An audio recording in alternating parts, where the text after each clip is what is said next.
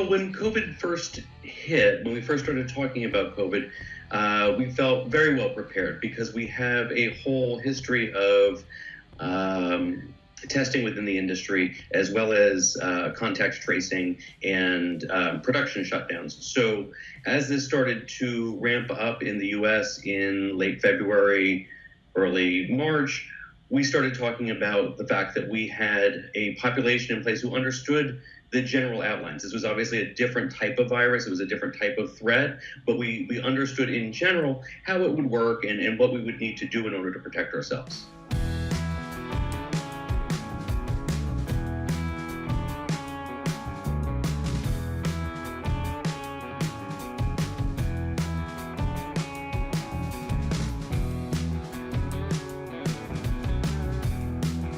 When I pull up that database and search their names, I'm going to see, hopefully, a green check mark. That green check mark just tells me that they have tested within the last 14 days and that they have tested clear of all STIs. So our database doesn't contain any medical information. All it tells us is a binary, are you cleared to work or are you not cleared to work? The tests that are available for COVID right now return different rates of false positives and false negatives. So one of the things that we're looking at is to try to determine how accurate is the test? Which test should we use? Do performers need to be tested every 2 weeks, or do they need to be tested weekly, or do they need to be tested at the date of the shoot?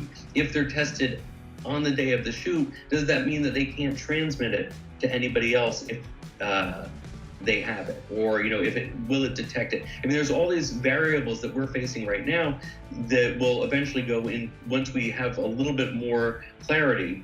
We'll go into designing the protocols in order to keep performers safe on set.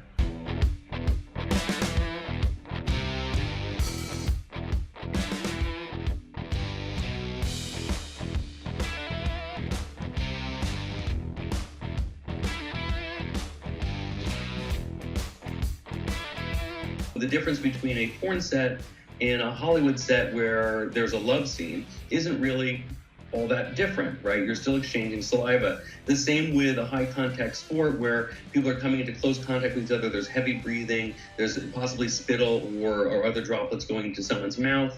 Anytime you have that, we're not all that different. As much as people think of us, you think about the contact on an adult set being highly irregular in a work environment, it's actually very similar to a lot of other industries.